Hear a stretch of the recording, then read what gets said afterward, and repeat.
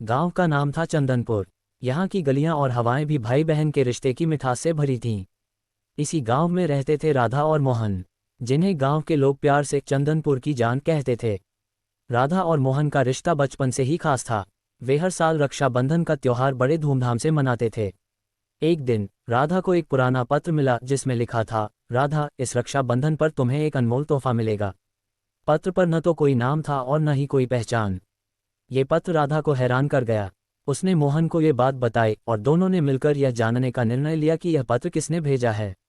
जैसे जैसे रक्षाबंधन का दिन नजदीक आ रहा था, राधा और मोहन की उत्सुकता बढ़ती जा रही थी। उन्होंने गांव के बुजुर्गों से भी इस बारे में बात की, पर किसी को भी इस पत्र का राज नहीं पता था। एक दिन राधा को अपने दादाजी की पुरानी डायरी मिली। उसमें एक किस्सा लिखा था जिसमें एक रहस्यमयी खजाने का जिक्र था। राधा और मोहन ने तय किया कि वे इस खजाने की खोज करेंगे। उन्होंने डायरी में मिले संकेतों का पालन किया और गांव के बाहर स्थित पुराने मंदिर की ओर बढ़े। मंदिर के पास उन्हें एक गुफा मिली। गुफा के अंदर जाते ही उन्हें एक ताले से बंद दरवाजा मिला। डायरी में लिखा था कि ताला खोलने के लिए भाई बहन को मिलकर एक मंत्र बोलना होगा। राधा और मोहन ने मंत्र पढ़ा और ताला खुल गया। दरवाजा खुलते ही उन्हें एक चमकता हुआ बक्सा दिखाई दिया। बक्से के अंदर एक सुंदर राखी और एक पत्र था।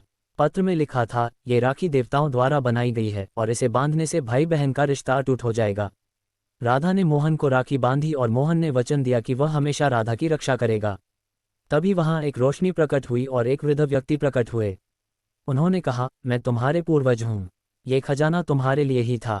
इस राखी की शक्ति से तुम्हारा रिश्ता और भी मजबूत हो जाएगा। राधा और मोहन ने उस दिन को अपनी जिंदगी का सबसे खास दिन माना। उन्होंने समझा कि यह रक्षाबंधन सिर्फ एक त्योहार नहीं बल्कि एक भावना है जो भाई बहन के रिश्ते को और भी मजबूत बनाती है।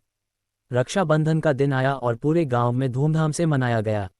राधा और मोहन ने अपनी खोज की कहानी गांव वालों को सुनाई और सबने उनकी हिम्मत की प्रशंसा की। अब हर साल जब भी रक्षाबंधन आता, राधा और मोहन उस खजाने की राखी को विशेष रूप से पहनते और अपने रिश्ते को और भी गहरा करते। समय बीतता गया और राधा और मोहन का रिश्ता और भी मजबूत होता गया। उन्होंने अपने बच्चों को भी यह कहानी सुनाई और सिखाया कि रक्षाबंधन का त्योहार सिर्फ एक धागे का बंधन नहीं है, बल्कि एक वादा है जो जीवन भर निभाना होता है। इस तरह चंदनपुर की गलियों में राधा और मोहन की कहानी एक मिसाल बन गई। हर भाई और बहन ने उनसे प्रेरणा ली और अपने रिश्ते को और भी मजबूत बनाने का संकल्प लिया। इस तरह रक्षाबंधन का त्योहार हर साल और भी खास होता गया और भाई बहन के रिश्ते की मिठास से चंदनपुर की हवाएं हमेशा महकती रहीं।